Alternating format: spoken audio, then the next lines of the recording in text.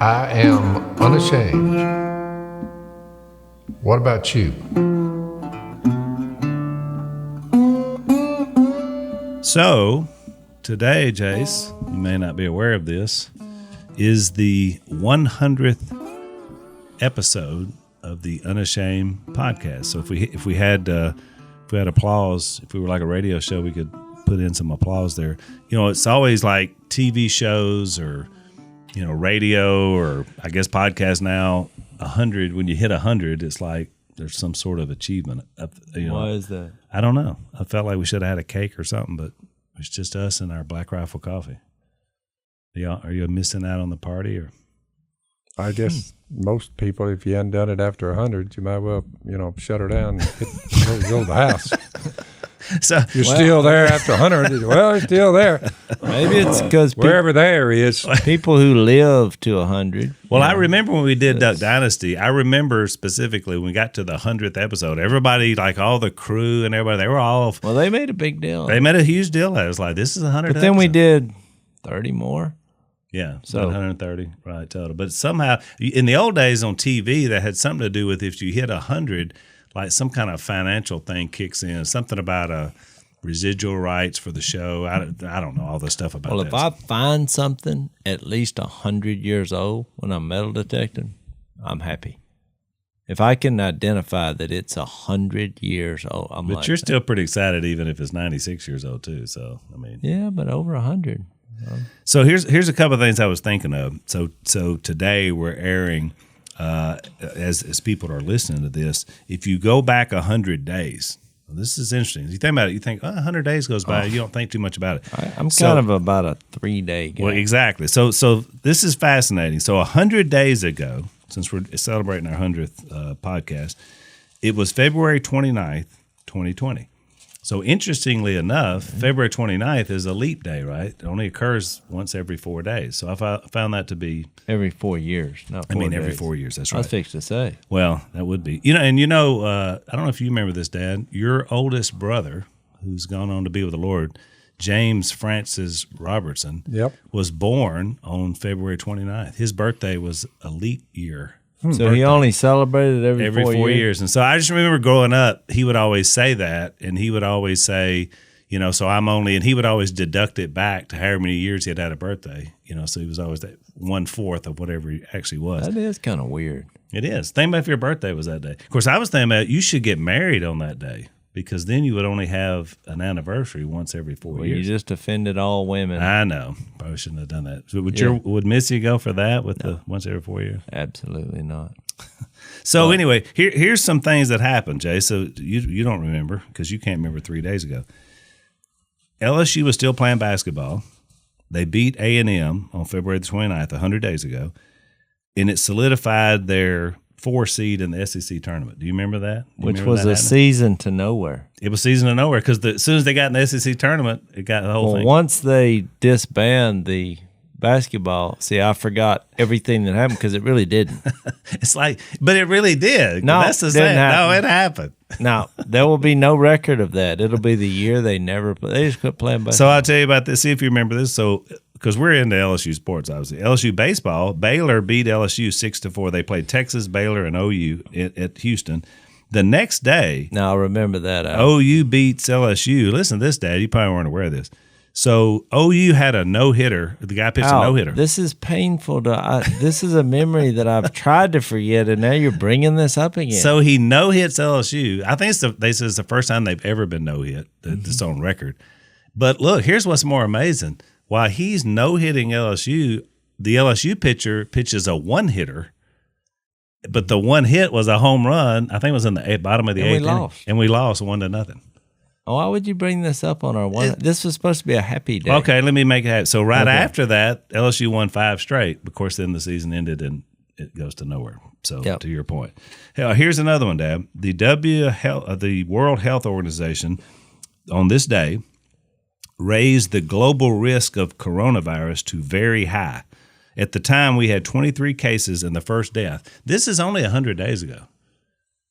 That's what I found fascinating was look at what's happened in 100 days. It almost seems like that was another year, like another decade This all happened in 100 days. Stock market this day ended its biggest drop in a week since 2008. You probably knew about that, Jase. Oh, I was buying. Looking like a genius now, huh, Phil? Joe Biden won the South Carolina primary on 100 days ago. They still had, remember primaries? Remember when people were talking about the presidential election? Remember when it was an election year? Wasn't aware. So, and I thought about from a personal standpoint, Lisa and I are planning all our speaking trips, and Dad had a couple of speaking trips. And, it's funny, you just make all these plans. We're going to be going here, and we got our air flights, and we're going, and all of a sudden, boom. Yeah. It just ended. I mean, the whole thing just stopped. I don't know the exact day when the word came down, but I wouldn't have been driving to town but once a week. But then I shut that down. That was like, I think that was maybe early March. No, it was. It was. You haven't seen civilization in 3 or 4 months. 3 or 4 months. It was actually the week. It was right around the first few days of March because Lisa and I had spoken in Maryland, and I didn't realize at the time it would be the last time I would speak out until this last week. And that was the first live stream at Whites Ferry Road was that next Sunday. It was like March the 12th. So it shut down that week. Somebody said, well, boy, you just don't realize being shut down like that down there on the river by yourself, you and your woman, you don't realize how much you've missed, few family visits. If you could just go to town, you could see it. So what do you figure I've missed based on the news reports, what's going on in all the cities? I don't know whether it's going on in Monroe. I haven't been up there. No, Monroe. Are they jumping around at Monroe too and running and hollering, looting, burning? None of that. In fact, the whole state of Louisiana, I heard the governor talking about it, has behaved pretty well. There's been some protests, but everything's been peaceful. We're not burning neighborhoods and hurting people. I mean, I've been proud of our folks in our state. They've responded the right way. So, Dad, a lot of people have experienced depression and things like that from being at home, but you don't seem depressed. You seem to be upbeat. Yeah. Yesterday, the menu was ribeyes, ribeye steaks. Mm-hmm. We have jambalayas, ribeyes, crawfish, fried catfish. Mm-hmm. I mean, we're fine salads. Dan goes. The women's guy has Dan going up there because he's expendable. He goes up there. The virus, he's like in his 30s. Oh, it doesn't bother young people. Go ahead on up there, Dan. So Dan he's a workout. Keeps you in groceries, so that's where it works. So Dan doesn't have to go to a gym. He is a workout fiend, but he kind of does his own. He's like ninja style. Yep. Self workouts, right? That's it. He used to send me videos until I told him to stop doing that. That was just creepy. Don't send me your workout videos. I don't really care. I don't want to see you work out. Yeah. Somebody asked, and somebody sent this, so I'll go ahead and get you to tell because I just got this question from a viewer from Michigan a couple of weeks ago. I hadn't put it in the mix of questions, but they were like, I'm not sure if I need to ask this. That was the way they led him with the question.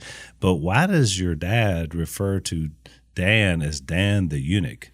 Boy. It's real simple. We fixing to go down this road? Dan has renounced marriage. Therefore, biblically speaking, Matthew 19, you can read it. I'll read it. I think it's a great passage because through my life, I've had a lot of people sitting on the couch saying, my problem is I don't know what my problem is. Mm-hmm. And Jesus basically defined marriage in Matthew 19 where he said, Verse 4, haven't you read that at the beginning the Creator made the male and female and said, for this reason a man will leave his father and mother and be united to his wife, and the two will become one flesh. Yep.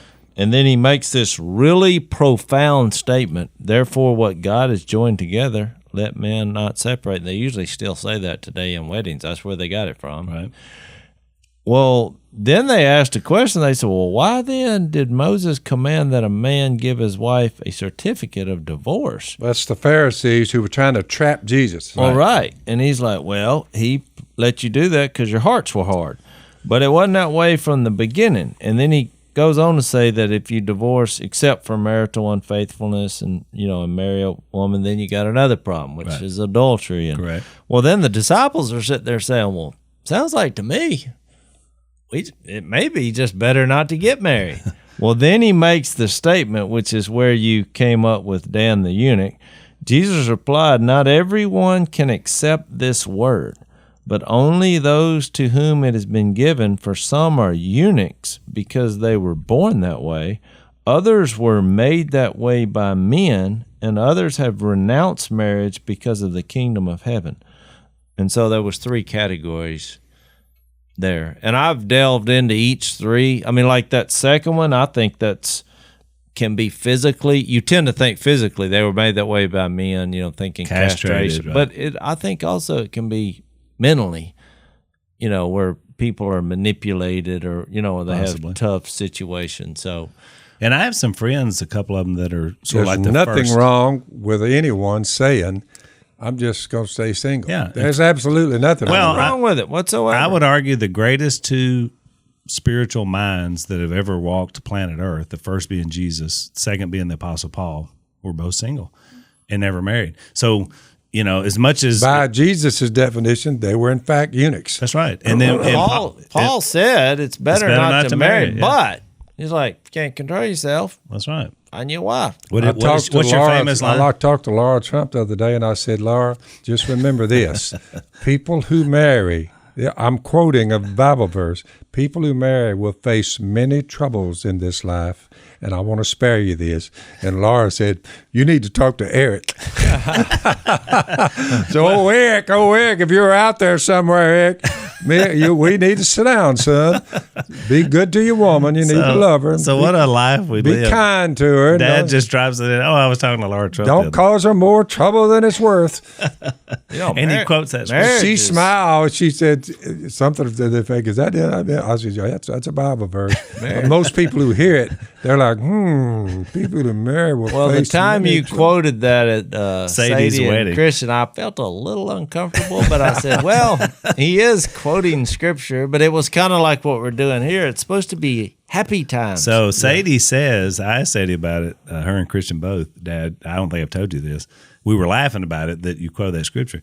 And Sadie said, oh, that's why I love Papa Phil so much. She said, we were kind of tense and this was right at the beginning. They were having these sound issues. Remember the mic kept going in and out.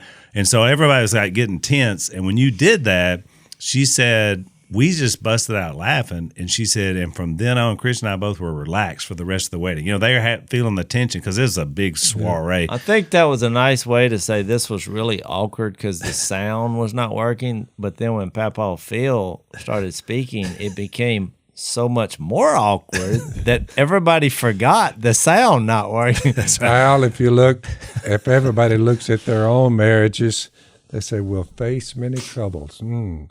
I would say, yeah. How many people have you sat down with, Al, and had counseling sessions? You're like, yeah, many troubles. Yeah, here's another one.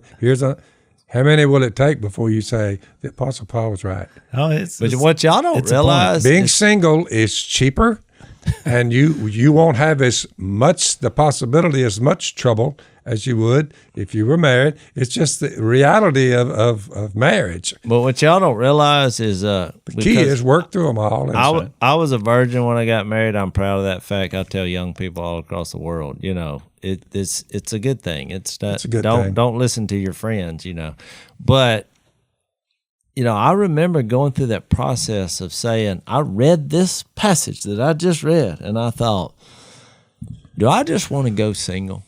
I remember because you probably could have pulled it off. Well, you could have pulled it off. I had made it so far, and it's people. I've had some interesting conversations because people are like, I just couldn't do that. But you don't realize you don't know what you're missing until you know what you're missing. And so, but I'm telling you, it's just when I saw my wife when she got in that car, because I was attracted, to good-looking women, and when my wife got in the car, I thought, nope, I'm going to have to marry this woman. I'm just not going to be able, and I thought about the 1 Corinthians 7, but it did put me in the proper perspective of laying the speech out early. I'm like, I'm looking for a person to help me get to heaven. I want to unite in Jesus. Do you want to pursue that? That was the initial conversation I had with her. That was the first thing we talked about. Most of the time in America, that's not the agenda that you start with. I'm guessing that. I may be wrong. No, I think you're right. Let's take a quick break.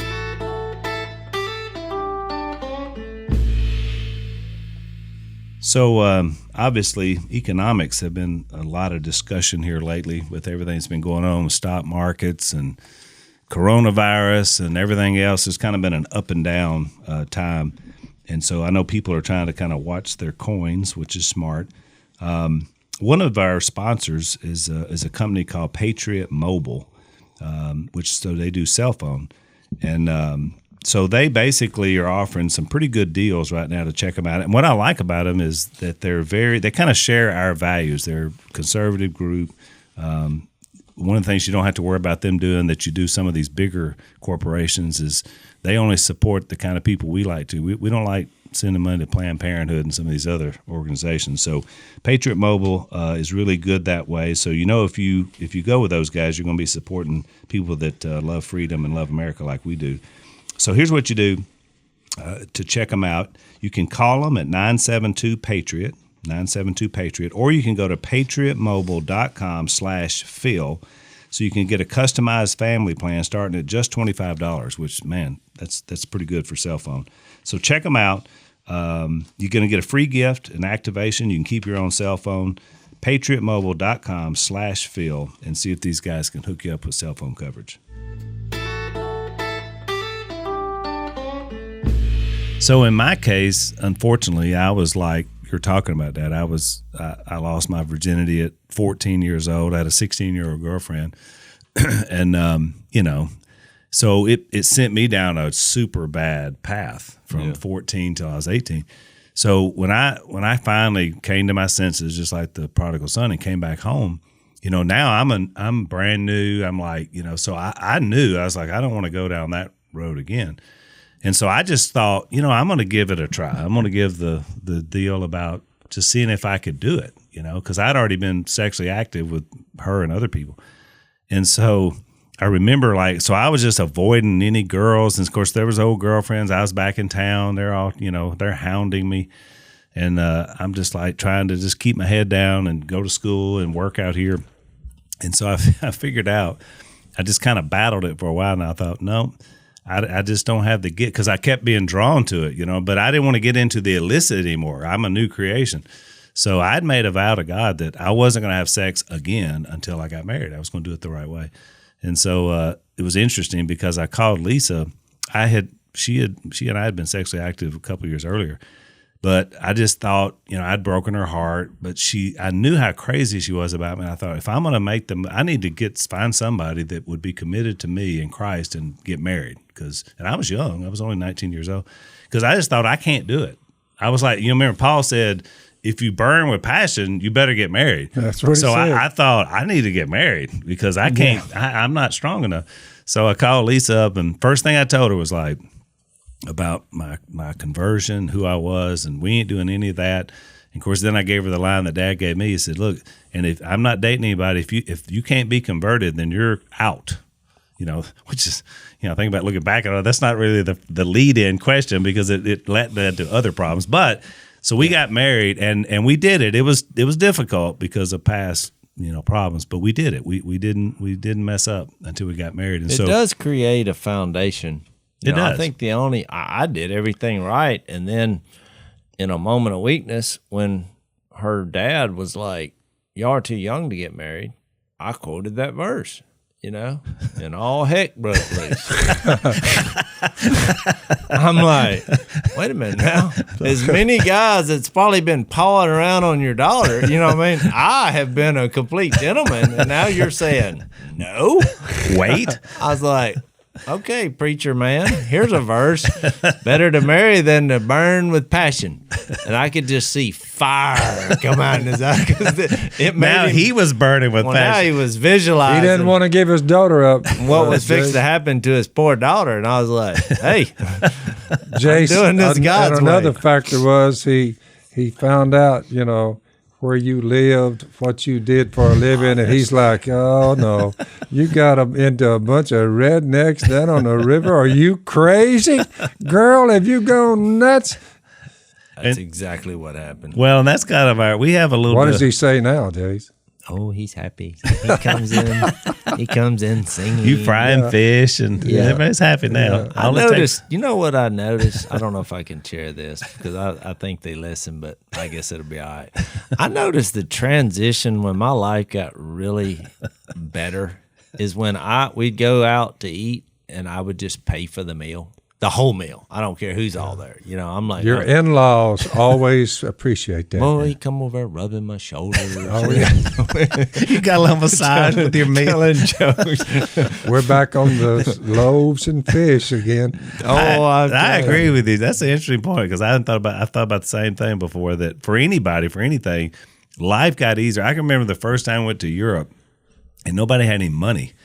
So we're all in Europe, but we're all broke. You know, like only 2 people with a credit card. So every check, we're trying to figure it to the penny and spread it around. It was just miserable. And I thought, man, life is good when you can have just somebody in the group that can say, here, just give me that to me. And then we can get on about our life and do what we're doing. But I think as a father-in-law, because he was so scared, rightfully so, about here I am. And now he's thinking, this guy's buying our dinner, every time we go out. I'm like, give me the check, But I think he's like, in a kind of a small, silly way, it's like, yep, well, we've made it. It's the transition, right? Yeah. That's interesting. So this is our 100th podcast, so I thought it was interesting, Dad. I went back. So 100 days is one thing, but I went back and did a little research to 100 years ago. Oh. So we're going back 100 days, a lot's changed, right? And here were just a few things, and so you guys can tell me what you think about this. So in 1920, 100 years ago, here's some of what was going on. So here's the price of things. A house in 1920 cost $3,500. So, and that was probably a pretty nice house. That was just average price that was going on in America. So I don't know what the average house would be today, but it would obviously be what? Well, $3,500. At least 10 times. $3,500. 100 times that. Will get you a tent that you will take, and it'll last you probably two trips. Yeah. And you'll have to buy another one. You're not going far with $3,500. A car was $2,000, which that was a new car, which I thought, that was cars that just come out not too far. So, that's a little bit higher than I anticipated. I thought that was kind of, because, my first two vehicles that I had was under $2,000. Mm-hmm. Yeah, when I was in high school, $1,000. you could buy a C10 little Chevrolet, a pickup truck for $2,200, $2,300. Gasoline was 25 cents a gallon. 25 cents a gallon. Well, in 1920, Dad, it was 15 cents. Yep. So what were you telling me? So that was in the 50s is when it was been for early 60s. Early 60s. Late 50s. Now gas is down to $1.25 here, which is kind of amazing. It's amazing. $4.50, not $2. So here was an interesting other fact with the idea about the price of cars and gas. So I thought this was interesting. The Ford Motor Company produced so much factory wood waste as they're building cars that they manufactured it into charcoal and they sold it under the name Ford Charcoal. So charcoal came about because of making cars, which was really interesting. Know that. Yeah, and the company was later renamed Kingsford Charcoal. So Kingsford Charcoal started out Ford Charcoal, which was made because they were making cars. So I said to feed in all their stuff. I guess those Model Ts, they must have had some wood in them. I guess so, or else they were using it to fuel. I mean, like they're to make everything. All of my grandparents and my own dad, I mean, they touted that Model T as the greatest thing of all. Muddy roads. Oh, I'm sure it was a tank. You couldn't stick them. I mean, they were. They had little thin tires on. All the roads were dirt, and they were still talking about the Model T. When I was a boy, I listened to them. Yeah. I was born in 46, just right after. Now what do these cars cost? I do something for fun. I'm always, just a flag comes up when these companies who basically are anti-God in a lot of their, the things they give their money to, but they'll have products where they use godly principles to get you to buy it. And I've gone over those ad nauseum, But one day I Googled, how you have perishable goods? Well, I Googled imperishable goods. I just want to see if anything come up. And they had a top 10. The top 10 imperishable, indestructible goods. And one of them was a Toyota truck. And I just remember it was over $100,000. And it was like, it's indestructible. It's imperishable. It's the greatest vehicle. I was like, for over $100,000. One time, and I begged to differ. Not the $100,000 job, but it was just a Toyota. I just truck. thought, let me get this right. Give me over $100,000 for this vehicle, and this thing will outlive me. Well, I'd like to put that to the redneck test. Let's take a break. So, one of the things I look forward to, my wife she gets so many packages at our house. It's just, I don't know, it's insane. Sometimes I pull up, Jason, it looks like a FedEx shipping center, under my carport. Yeah. So I don't ever get anything, but every once in a while, my favorite thing to find is my Black Rifle Coffee Club subscription package. I mean, I get excited about that because so inside will be some of my favorite Black Rifle coffee, which we're drinking here on the Unashamed podcast. Yep. Murdered Out is our favorite because it's double dark, they call it, and it's really tasty. But if they got coffee for all kinds. Black Rifle Coffee is a great veteran-owned company. These guys are awesome. They love America, and we love their coffee. So I guess you get enough foxholes, it's kind of like duck blinds. You figure out how to make some really strong coffee, right? We're on a quest to find the greatest cup of coffee. That's right. Well, these guys are the ones to make it for us. So we want to encourage you guys to wake up to America's coffee by going to blackriflecoffee.com/Phil. blackriflecoffee.com/Phil. If you enter the code Phil, you get 20% off your first order of any of their coffee products. They're all great, including the Coffee Club. And I finally got the concept. You drink a cup of coffee and then you feel like you were shot out of a rifle. So here's another instrument. So utilities, if you think about you sit down and you pay your utilities, it's pretty high, for your lights, your fuel, whatever. So utilities in 2020, which would include fuel, light, and ice for your ice box. We've talked about that before. Yep. Back in those days, you didn't have a refrigerator. You had an ice box, so you had to buy your ice. Yep. $4 a month. That's what it basically costs to keep your utilities rolling in your house. $4 a month. I remember when it was $7 or $8. Yeah.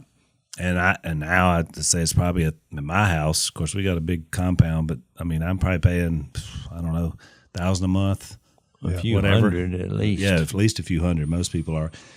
Insurance, presumably life insurance, it says here, was $1 a month for if you wanted life insurance. So $1 a month. You get what you pay for. $12 a year.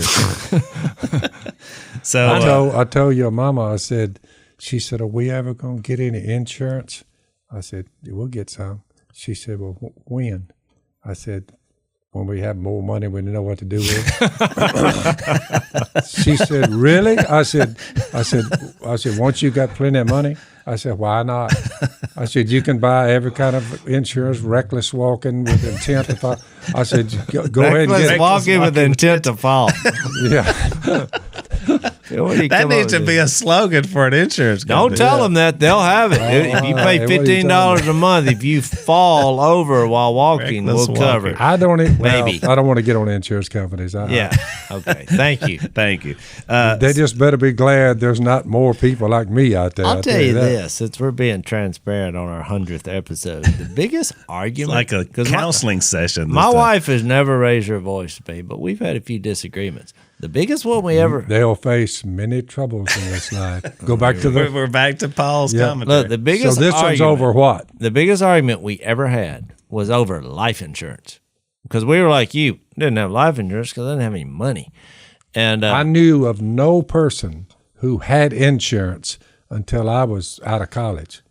Yeah. I knew no one who actually had life insurance, all these insurance. Nobody had it. So we get a little money, and she's like, I think you need to get some life insurance.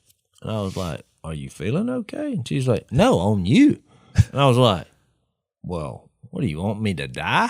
That's what started the argument, because I was like, well, why? I mean, I won't be here. I'm sure. Go marry somebody else. It'll be fine.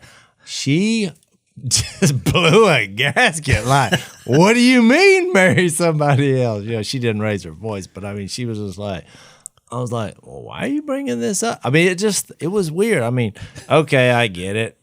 Let's give you some money, you know, when I'm dead. But it was such a morbid thought. The fact that I wasn't jumping up and down about it, to me, should not have catered this response. I'm like, I'll do it, but I'm not going to be excited about me dying and leaving you some money.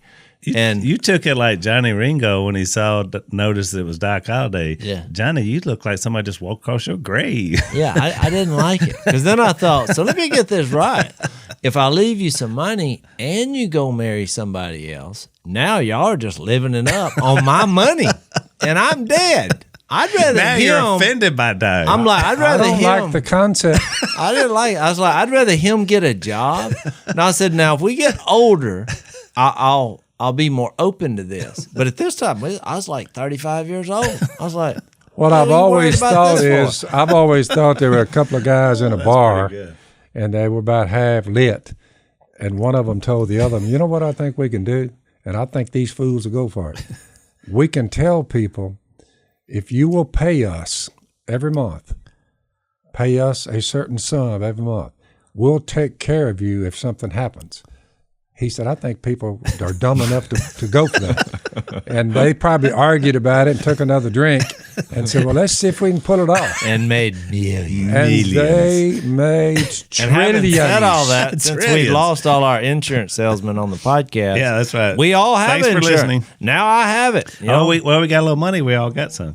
So what do you think was I'll ask you about this. So what do you think the life expectancy was in 1920? In the male and female, there's only a year apart. I'm going with Psalms where it said 70, so I'm going to say 70 years old. 70 years old is what Jase said. What do you say, Dad?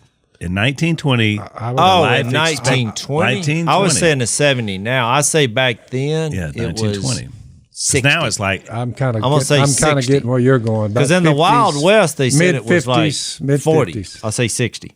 very good. The female is 54.6 and the male 53.6. Hey, and I haven't looked at any material. Which means that Dad and I would be dead, on average. And I'm fixing it. And you would be right there ready for Missy to collect your insurance. Now I think it's 77 for female, 80 for females and 77 for males. I think now it's climbed on up there. Boy, we've come a long way. So federal spending, $6.3 billion. That's how much the federal government spent in 1920.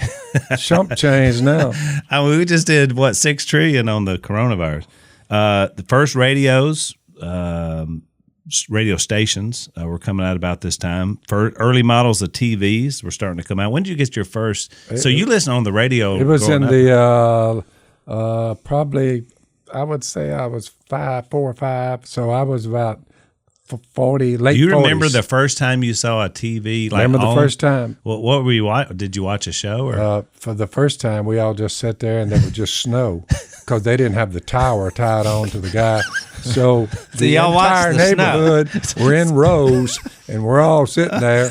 And every once in a while, somebody would say, "I think I saw somebody," but it would just snow. We are. No wonder we're so weird. Who would go watch a screen with snow? Because we'd never heard of it. They said you can see movies on this thing. I said, about what? And that's in the days of Roy Rogers, Gene Autry. There was never any blood spilled in any Western. Right. Every once in a while, they'd shoot the gun out of somebody's hand. Oh, yeah. But they would never actually shoot you where there's blood coming out of you. Oh, no. They'd just kind of, fall off the roof. I mean, I've seen those. And I'm like, is it too much to throw some ketchup on that dude? Because he's like, and then he gets shot again. It's too violent. That's what kind of country we had from then to now, and I've seen this take place. I am shocked on how far down we have come, or we have gone. Just showing stuff. Yeah, now they'll show anything. Oh, I'm talking about you can get on your black box and find anything you want. Yeah, unfortunately, 7 seconds. Way more than you want. No, I don't have a black box. That's why. I don't want to hit a nerve. That's why. So let's take another break, and I got a couple more.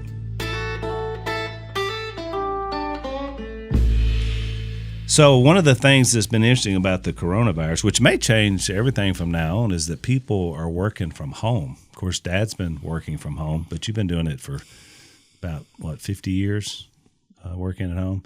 Not a lot of Zoom conferences and stuff like that, but he's definitely working at home. That's a great concept, and I think it's going to be good going forward because I think corporations are figuring out people can work at home. I think that's a good thing. Except if somebody steals the title to your home, then it may not turn out so good for you. I mean, I don't know if you're aware of this, Dad, but one of the worst cyber crimes that seems to be growing because of, everything's on the internet now is home title theft. So basically, I mean, the FBI has been warning about it. They go in, your legal title is online somewhere, they forge your signature, and then they take out loans against your property. And all of a sudden you look up one day and somebody's foreclosing on your house. And this has happened. I mean, look, wouldn't it be interesting? I mean, they're trying to prevent this because this is just awful. Somebody trying to steal your house Terrible. Online. But isn't there a part of you that would like to see someone pull up in Phil's yard while he's in there taking a nap and wake him up and say, hey, this is my house? I would just like to see what would happen. I would hope we had cameras when that happens. It wouldn't be good. You see this thing right here Well, you got to get on the mic. that y'all are so proud of? Not really proud of it. It's all I have to say about it. They steal your house through this thing. Your house is in there somewhere. Miss Kay, day before yesterday, she's talking with the bank. You say, what happened? Somebody's using her credit card. Oh, yeah. It's through this thing. See right here? This caused the whole thing. You want riots and looting? You say, how'd they all get together and all come together under one head? Through this thing right here. Yeah. So I'm taking it. This is the ultimate walkie-talkie. What I'm saying is, this thing has created a lot of problems, and these people, including stealing your house through this blooming thing. Yeah. I'm saying I'm one of the few people that did not have one. I'm not going down that road ever. So this commercial veered into anti-cell phone. So Home Title Lock is our sponsor, and they basically build a virtual barrier around your home's title. So if you want to check them out, go to HomeTitleLock.com, register your address, make sure you're not already a victim. Use the code PHIL. You get 30 days free of protection to help you through this process. So that's HomeTitleLock.com. Use the code PHIL and check them out for 30 free days.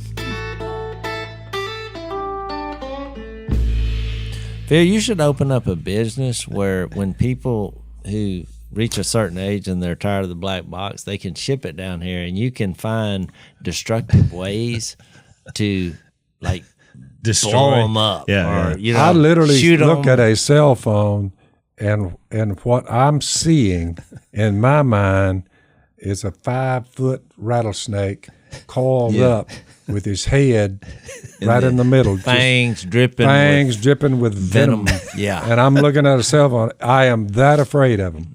Yeah, that's how I made it to be a virgin before I got married. Because whenever I'd had a woman who was loose, a floozy, Yep.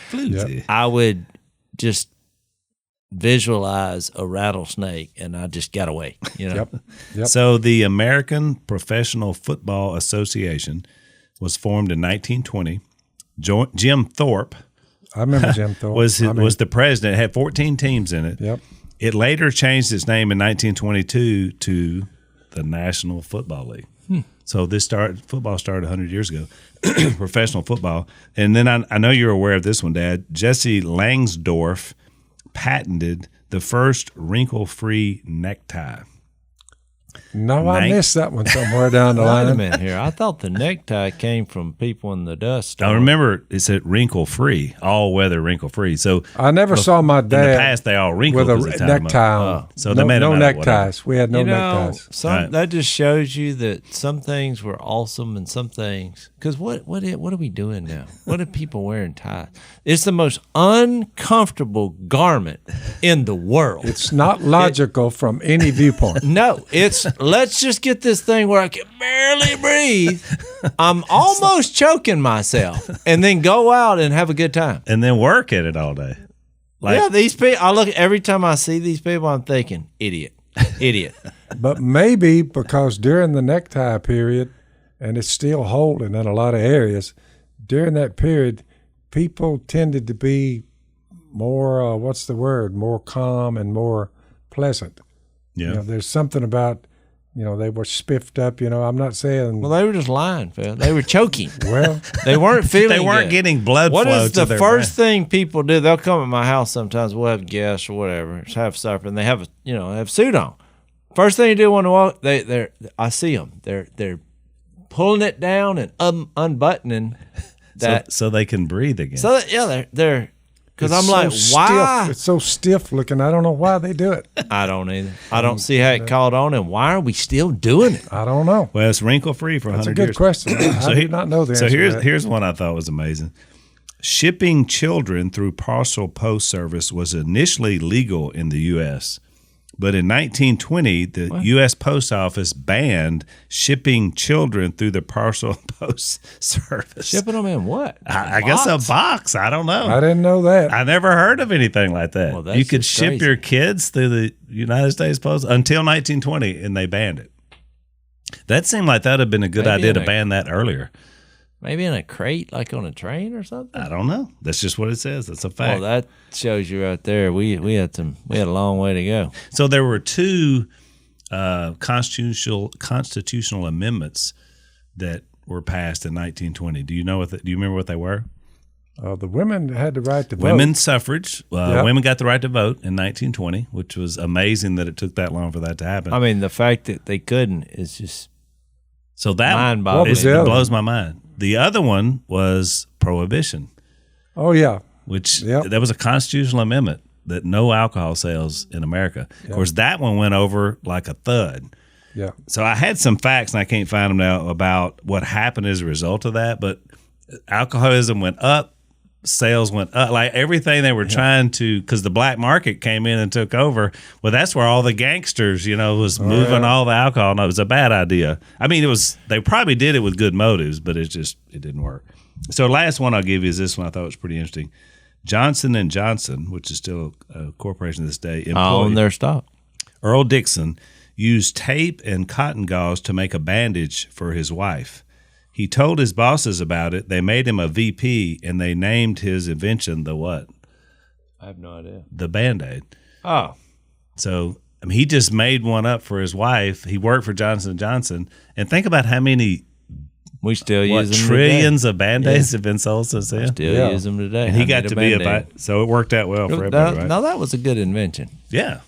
It's still just as good as it ever was. Now you got big ones, you got little ones.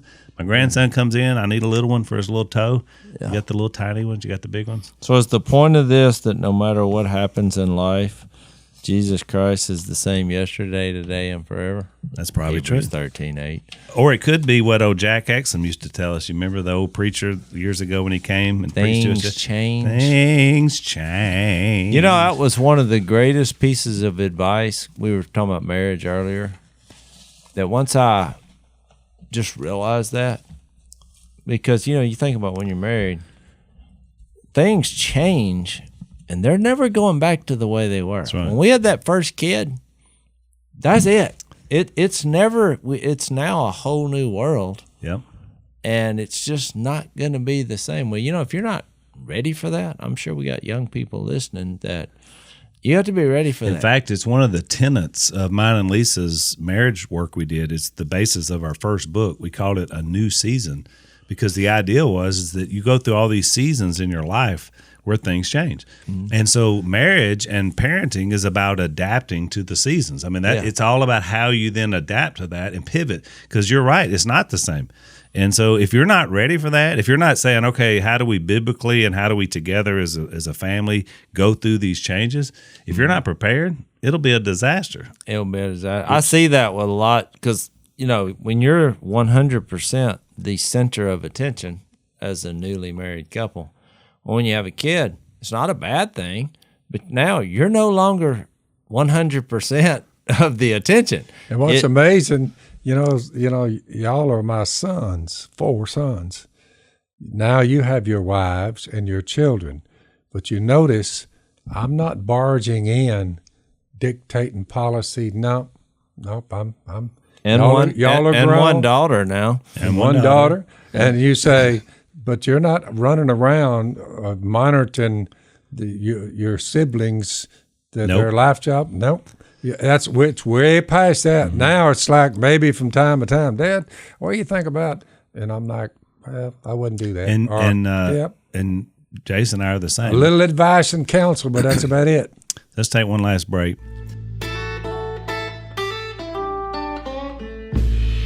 And Jase and I are the same because we have married children now, and I don't dictate to us. And I live close to mine. You're not around yours day to day. So you've noticed that. Oh, yeah. And look, I tell my grandkids, I'm like, they'll come to me sometimes. You're like, well, Dad won't let us do this. I said, then don't do it. Like, you listen to your dad. Like, I never want to superimpose whether I agree with what he's doing or not. It's a strange thing. But we're under the matriarch system, like the biblical system, so it is a little different maybe with us. But there's a lot of them still. And it's funny you said that, Dad, because there's like what you just said, the word you just uttered, which is not a bad word, but that's, what do they call it now?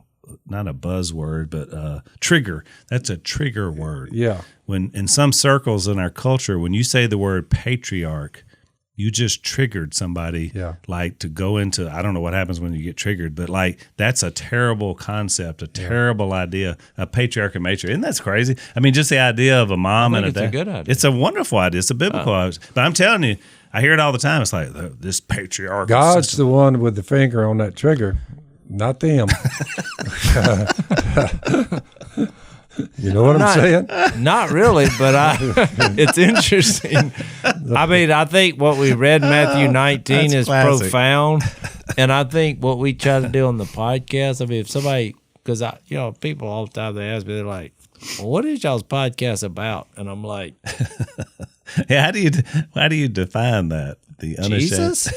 Because Jesus is always right. It's about life and immortality. So listen to this. So this is one of our listeners, Lloyd, sent me this this past weekend. And I didn't know we were going to be talking so much about marriage on our 100th podcast. But he sent me this. He said there's a growing trend in America. And I'd never heard of this before. And he said, I'm speaking to all these young professional couples. I don't know what Lloyd does. And they're looking into this for tax purposes. Here's what it's called. It's called a Wedlease. Wedlease. A Wedlease. So you don't get married, you just get leased. You just lease the relationship. So he looked it up and he sent me the definition. So listen to this. So this big idea came in 2013. So basically, you agree to marriage of a limited duration for a set period of time with renewal options. So it's like you go down and you lease a car instead of buying one, and you said, I may continue my lease at the end of X amount of years. So they're going to apply that to marriage. They're trying to get married without the till death do us part. Exactly. We don't want that. And here's the reation why he said it, because divorce is so expensive. When they did not they did not think it worthwhile to retain the knowledge of God, one of the things it says is they invent ways of doing evil. Yeah. And I haven't heard that either.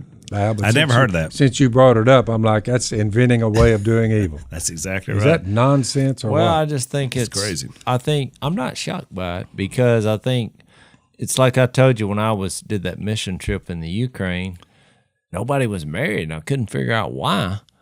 And they said, well, it's higher taxes.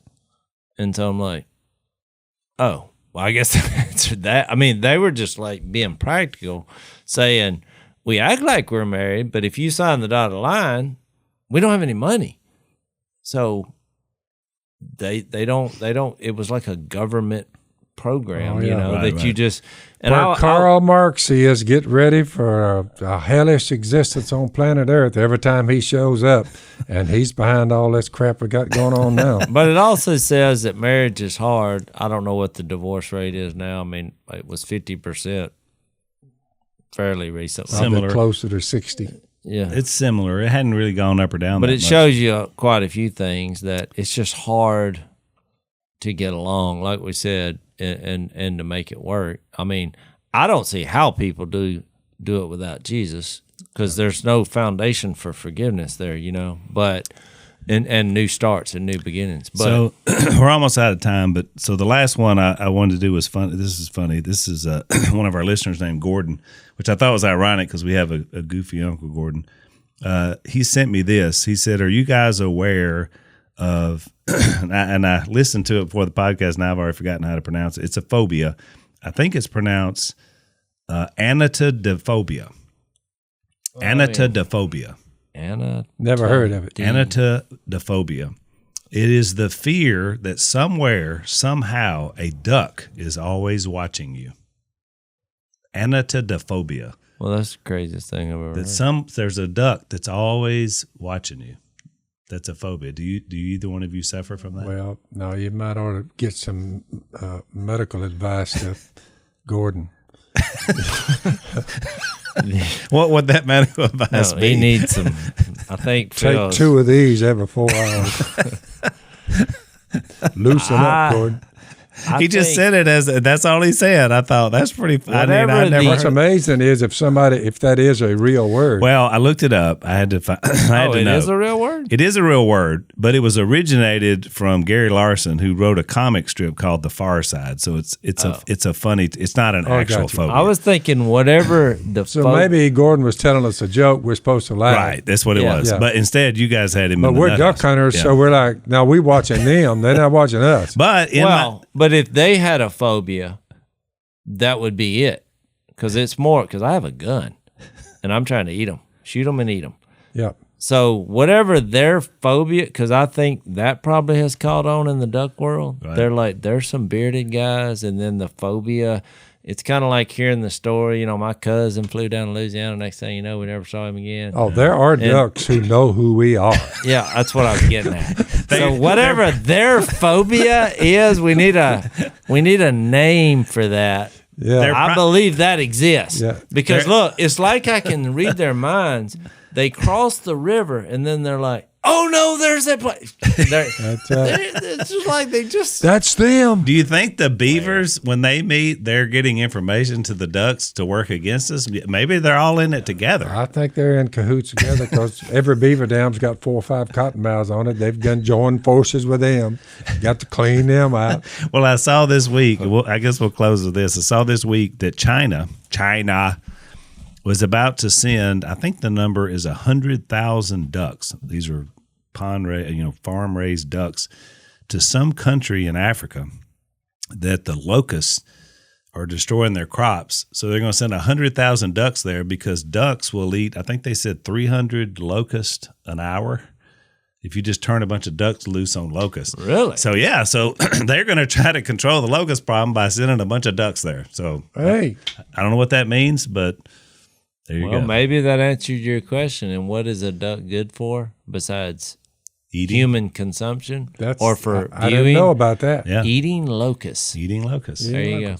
The ducks go again. Thank you for the 100th episode. So we're going to close out. I got some good news for you. We have Dad's book, Jesus Politics. We are announcing today, again, to our audience. You guys get all the best announcements first. Is it Jesus and politics? No, it's just Jesus Politics. Jesus Politics. And it's really great because Dad basically goes through and talks about Jesus principles and looks at some of the political stuff that's going on in our country today. What if Jesus was running things? So here's what we got to our Unashamed audience, because we're going to need you guys to help, obviously, support our book. Believe it or not, Dad doesn't always get the most fair treatment from some of the people that rate books. And so, but we know you guys are going to want to we know you guys are going to want to read the book. So the first 2,000 people to pre-order, and again, nobody knows this but you, so you get an opportunity today. Jesus Politics, you can go and pre-order. You get a signed copy. So the first 2,000 of you that sign up, Dad's going to sign the book for you. There's a chance, and this will be a drawing, I guess, for some of you to get a downloadable copy of the introduction and the first 4 chapters, because obviously we've already written the book. So you get a little preview if you advance and buy one now. And then they've got a family album with some pictures that we haven't released to other things that's also going to be available. So to find it, you go to Jesus Politics Book. That's all one thing, JesusPoliticsBook.com. And when you go there, it'll guide you to what you need to do to pre-order a copy. So we're excited about that. It's a great book. It's a great follow-up to The Theft of America's Soul. And I'm glad to get you guys, I'm glad to let you guys know exactly what we're doing first. So JesusPoliticsBook.com. Check it out. So we're so glad you guys were with us today. You can subscribe on iTunes or Spotify or YouTube or Facebook, and be sure and rate us on iTunes so that other people can know about the podcast.